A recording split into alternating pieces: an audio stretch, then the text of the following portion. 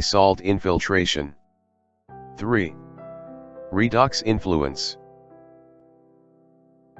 B continues. B. Thermal wear. There are several reasons for this. 1. Overheating. 2. Milled infiltration by overheating of the kill feed. 3. Spalling due to thermal shock. 4. Recrystallization. C. Mechanical wear. There are several reasons for this. 1. Displacement. 2.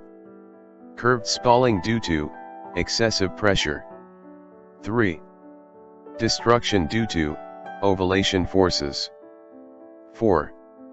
Formation of grooves. 5. Shear stress and retention rings.